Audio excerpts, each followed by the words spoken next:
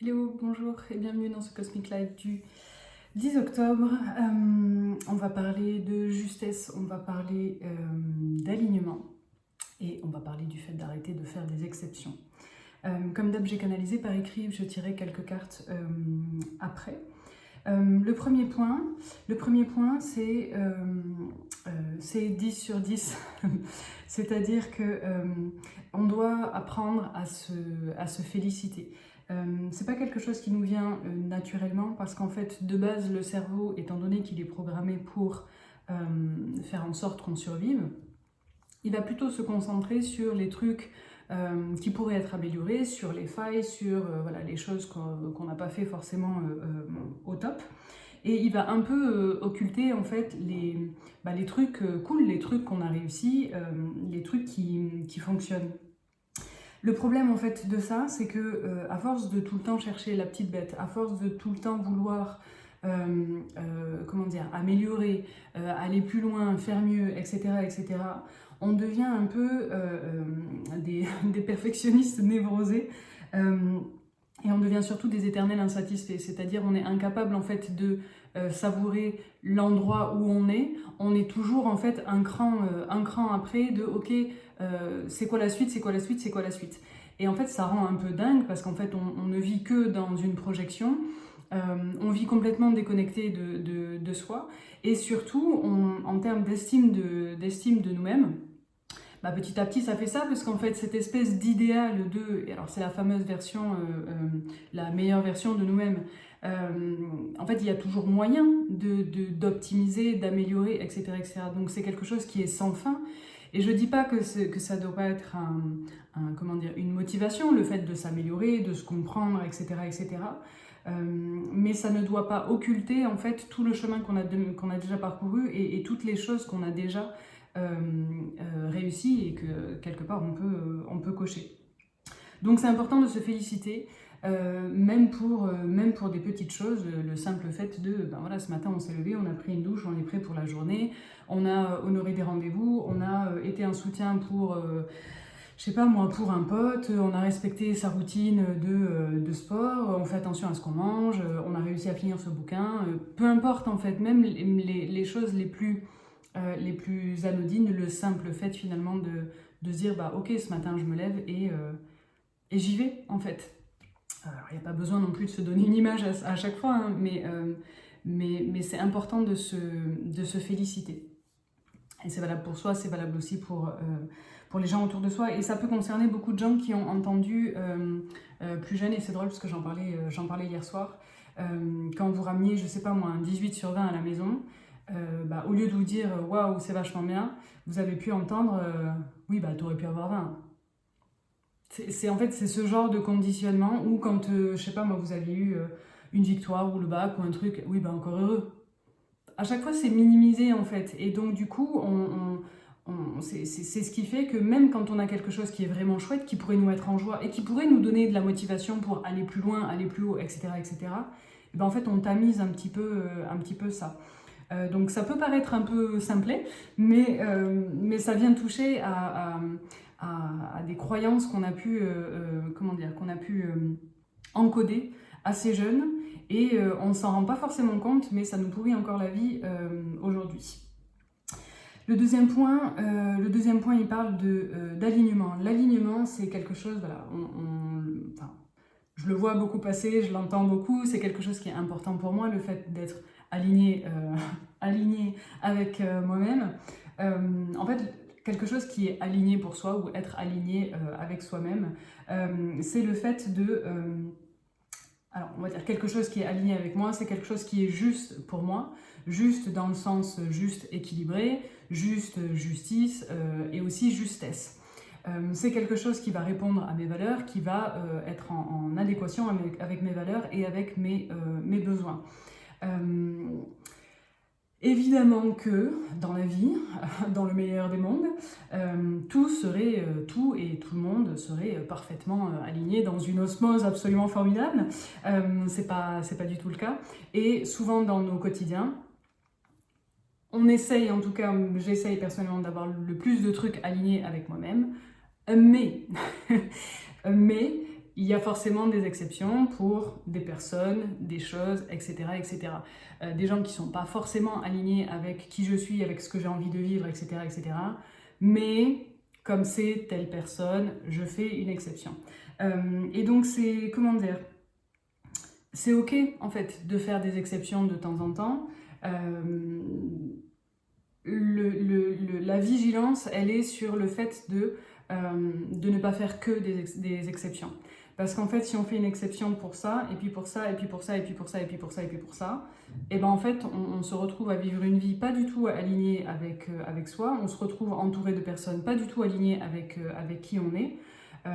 Par contre, on est un super people pleaser, c'est-à-dire que bah, les gens sont contents hein, de nous avoir dans leur vie, parce qu'en fait, ils peuvent faire n'importe quoi, on est toujours d'accord, on est toujours ok. Donc, cet alignement, il demande aussi d'avoir le courage de déplaire, d'avoir le courage de ne pas répondre aux attentes des autres, de ne pas répondre aux projections qu'ils font sur nous. Et c'est pas forcément évident parce qu'évidemment ça va mettre en alerte comment dire, la peur du jugement, la peur du rejet, la peur de la solitude, etc. etc. Mais finalement, c'est ni plus ni moins qu'une question de choix.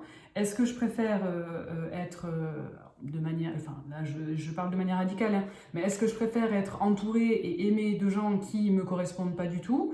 Ou est-ce que je préfère m'aimer moi parce que je suis alignée entre ce que je pense, ce que je dis, ce que je fais, mon environnement, etc. etc. Donc je ne suis pas en train de dire qu'il faut renier toute la planète, hein, mais simplement, voilà, c'est important de voir dans nos quotidiens, dans nos habitudes, et aussi beaucoup dans notre entourage, qui est réellement aligné avec qui je suis. Et ça demande aussi de savoir qui on est, c'est-à-dire qu'est-ce qui est important pour nous, c'est quoi nos besoins, c'est quoi nos valeurs, c'est quoi notre vision de la vie, parce que c'est ça qui permet de savoir si ça match ou pas. Le troisième point, tout était très autour du 10 en fait, je pense que c'est pas un hasard, mais c'est vraiment le 10 qui m'a inspiré, donc j'ai écrit 1-0, et pour moi c'est l'inspire et l'expire, c'est un peu comme une espèce de tempo, et cet inspire-expire, il correspond pour moi, dans ma compréhension, à moi et les autres. Et en fait, alors, ça rejoint un peu le point que je viens d'évoquer sur le fait d'être aligné, voilà, et de pas, de pas faire... Alors, c'est ok de faire une exception pour ça et pour ça, mais si on fait que des exceptions, du coup, on se perd. Et bien là, en fait, dans cette respiration de « il y a moi » et il y a le monde, il y a moi et il y a le monde, souvent on a tendance, parce que on a beaucoup, et alors sans jeter la pierre à personne, hein, de manière collective, quelqu'un qui pense à soi, c'est forcément un égoïste, alors que non, pas nécessairement, mais donc du coup le fait de penser à soi, c'est quelque chose qui peut être assez mal perçu et qu'on a pu nous reprocher, qu'on peut encore nous reprocher aujourd'hui. Donc comme on a cette peur de « oh my god, si je pense à moi, je vais être qu'un sale égoïste, donc je vais surtout penser aux autres », le problème d'être tout le temps tourné vers les autres, donc c'est comme si on était tout le temps en train d'expirer, à un moment donné on manque d'air et surtout à un moment donné on disparaît en fait, parce qu'on n'est que tourné vers les autres. Et à l'inverse, quelqu'un qui ne serait que tourné vers lui-même va aussi disparaître parce qu'en fait il perd sa place dans le monde, en fait. Ce qui me permet de me positionner dans le monde, ce qui me permet de connaître ma place et de connaître aussi mes valeurs, mes besoins, qui je suis, ma personnalité, etc. etc. C'est les autres, en fait. C'est le monde extérieur. Si j'ai pas un miroir, s'il n'y a rien qui vient me confronter, je peux pas vraiment savoir qui je suis. C'est-à-dire que si j'ai personne à qui donner, comment je sais que je suis généreuse ? S'il n'y a personne qui se met à chialer quand je crie dans tous les sens, comment je vais savoir que j'ai été excessive, par exemple? Donc, ce mouvement de moi, les autres, il est essentiel. Et en fait, j'ai noté, le lien doit s'accompagner d'une respiration pour qu'il y ait un mouvement. Et s'il y a un mouvement, il y a la vie. Donc c'est-à-dire être en lien avec soi, ok, être en lien avec les autres. Et la respiration, elle vient de ce mouvement-là. Je suis en lien avec moi, je suis en lien avec les autres. Je suis en lien avec moi, je suis en lien avec les autres. C'est ça qui permet en fait ce mouvement, cette respiration, et qui permet du coup que les choses circulent et que les choses s'équilibrent, pour qu'on ne soit pas que tourné vers l'extérieur ou au contraire que tourné vers soi, et à ce moment-là, enfin, dans les deux cas on disparaît d'une manière un peu différente, mais dans les deux cas on disparaît. Donc c'est important, je reprends ma respiration, c'est important voilà, d'avoir des temps pour soi, et aussi d'avoir des temps où on est en lien avec l'extérieur. Et ça va dépendre en fait, ça va aussi dépendre de notre personnalité, hein, introverti, extraverti, on n'est pas tous fans des grosses effusions, etc. etc. Mais c'est important de ne pas se couper, de ne pas se couper de soi et de ne pas se couper des autres, de garder vraiment ce mouvement. Le dernier point, j'ai noté, il faut revoir nos schémas de pensée. Évidemment, plus facile à dire qu'à faire. Là, en fait, ça concernait, alors toujours sur ce truc de 1 et 0, en fait, alors je vais prendre un exemple un peu personnel, mais donc j'ai perdu quelqu'un qui m'était très très cher. Et donc évidemment cette personne me manque, évidemment c'est douloureux, donc je peux choisir de me concentrer sur le vide qu'elle laisse, sur le manque, ou je peux me dire que j'ai eu la chance de connaître cette personne en fait, j'ai eu la chance d'entendre sa voix, je peux encore entendre son rire dans ma tête, et donc finalement j'ai eu de la chance de la rencontrer. Oui, c'est un malheur de l'avoir perdue, mais j'ai eu cette chance-là. Je suis pas en train de dire qu'il faut se dire à chaque fois qu'on a un malheur, ouh, c'est super, il y a un truc génial qui va en sortir.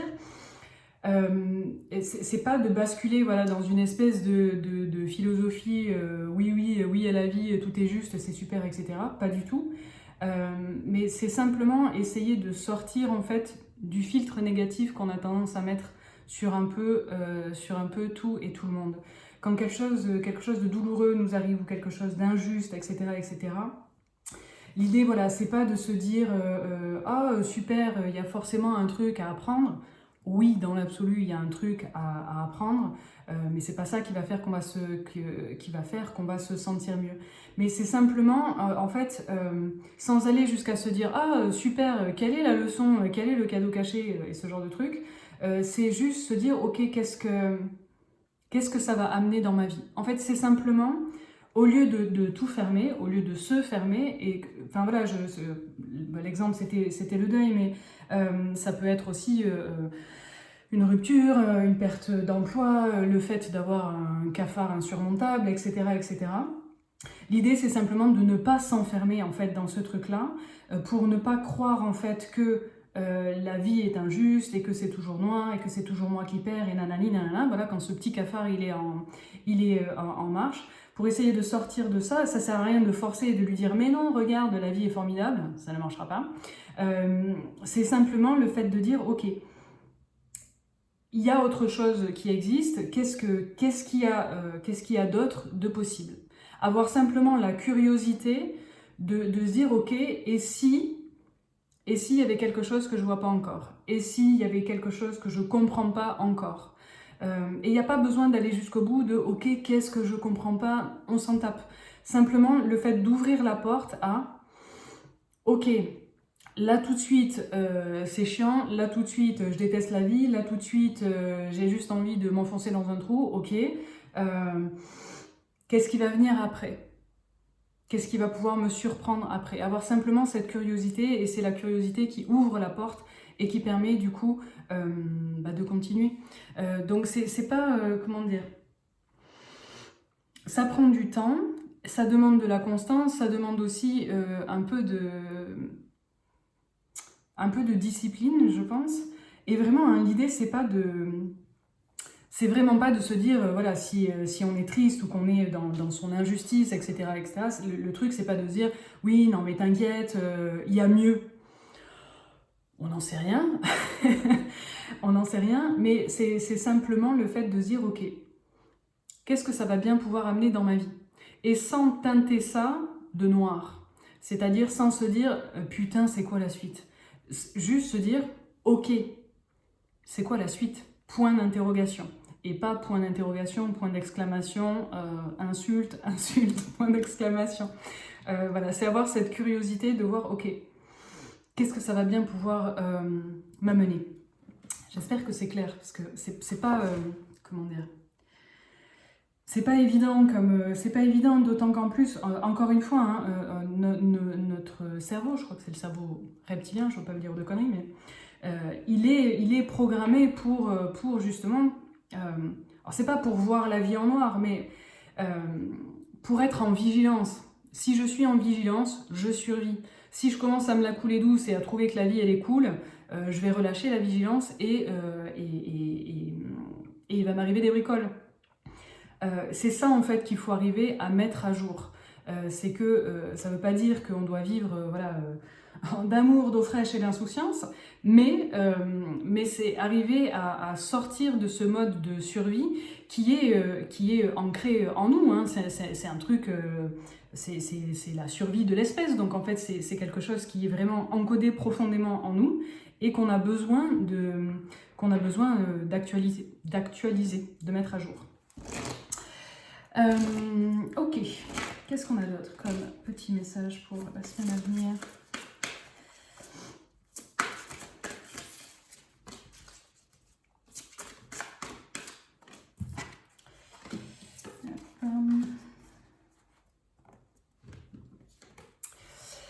On a la carte de l'initiation, c'est drôle. Alors ça nous parle de rite de passage, vous allez dans un endroit sacré. Ce que je vois surtout sur cette image, c'est tout le noir, et qu'en fait au milieu du noir, si on regarde bien, et ben derrière il y a quelque chose de plus lumineux. Donc c'est, comment dire, en gros quand on est dans le tunnel, quand on a la tête dans la machine à laver, quand on est au bout du roule-bif, on peut se concentrer sur j'y vois rien, j'y vois rien, j'y vois rien, ou on peut se dire ok là j'y vois rien, mais au bout il y a la lumière. Il y a forcément la lumière. Et se concentrer en fait sur ça. Et alors le fait qu'on ait la carte initiation et qu'il nous parle de rite de passage, c'est que alors je suis assez convaincue que 2025, bon, c'est une année en 9 en numérologie, donc c'est fin de cycle, etc. etc. Mais je suis assez convaincue que 2025 et en particulier, on va dire du printemps jusqu'à l'automne, vraiment sur le milieu de l'année, il y a eu pas mal d'initiations. Initiation étant en gros, alors souvent, hein, épreuve de la vie et voyons comment tu t'en sors, voyons ce que tu en retires. Et je pense qu'on est nombreux à avoir vécu comme ça des petites initiations, des petits rites de passage, des petits baptêmes par le feu. Et l'idée en fait c'est que même si je vois pas encore le bout du tunnel, je sais qu'il y a un bout du tunnel et je sais qu'il y a la lumière au bout du tunnel. Et c'est vraiment ça qu'il faut garder, en tête. Encore une fois, hein, c'est pas la méthode Coué, c'est pas de se dire ah non mais tout va aller bien, on n'en sait rien. Mais par contre, ce dont on est certain, c'est que après la nuit vient toujours le jour, après la pluie vient toujours le beau temps. Et c'est ça en fait qu'il faut garder en tête. Deuxième carte, je peux pas l'inventer, je sais pas si vous... Ouais. Alignez votre vie, ok? Alignez votre vie. Qu'est-ce qui ne correspond plus à qui vous êtes vraiment? C'est quand même ouf. Bon ben voilà, il n'y a plus qu'à. Et l'image est assez parlante, c'est-à-dire que quand on fait des exceptions pour Jean-Michel, parce que ben quand même c'est mon père, parce que Micheline, oui mais quand même elle m'a filé un coup de main, parce que machin, oui mais... en fait on finit comme ça. On finit en fait complètement fragmenté avec un bout qui fait plaisir à Jean-Mich, un bout qui fait plaisir à Micheline, un bout qui nanani nanana. Et en fait, on finit complètement déstructuré, souvent assez fatigué et irritable. Quel est le projet, en fait, de ça? Quel est le projet de ça? On ne peut pas faire plaisir à tout le monde, et surtout, en fait, la vision que vous avez de vous-même, personne d'autre l'a. En fait, chaque personne autour de vous a une vision, plus ou moins précise, plus ou moins floue, de qui vous êtes. et il n'y en a aucune de ces versions qui match en fait, qui est exactement la même. Donc en fait, pourquoi se casser le fion à vouloir être la version parfaite pour telle personne, pour telle personne, pour telle personne?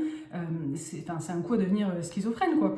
Alors qu'en réalité, la seule chose à faire, c'est être la version de vous-même qui vous convient à vous. Et si ça ne convient pas aux autres, ma foi, ben, c'est leur problème.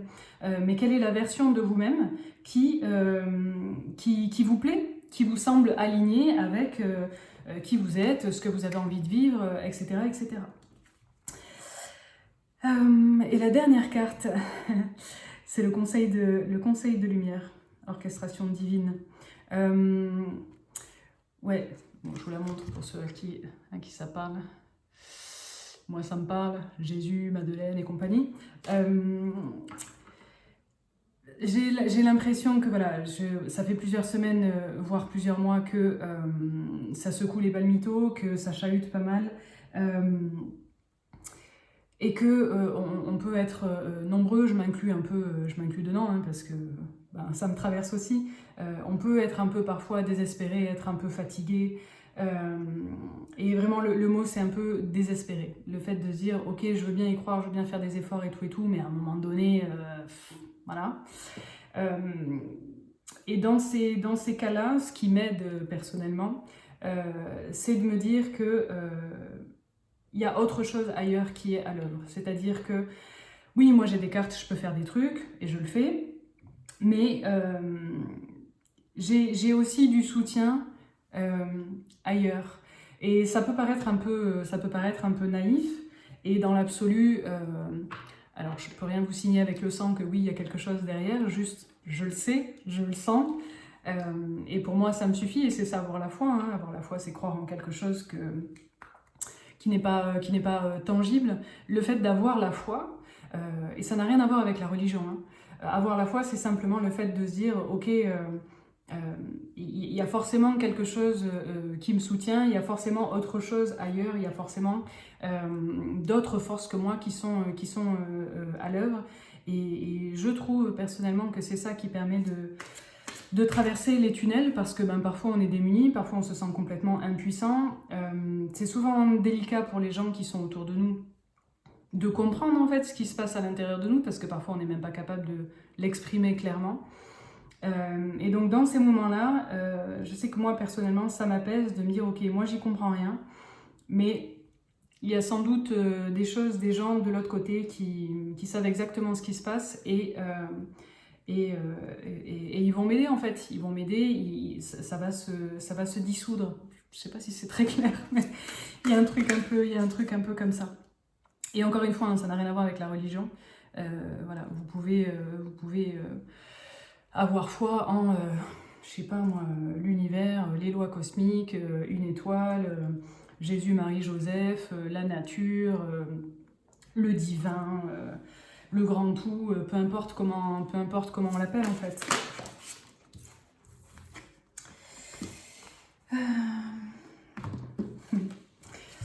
Oui, dites seulement oui. Alors pour certaines personnes qui se posent des questions, est-ce que c'est oui, est-ce que c'est non, est-ce que je dois y aller, est-ce que je dois pas y aller, bon bah a priori c'est oui.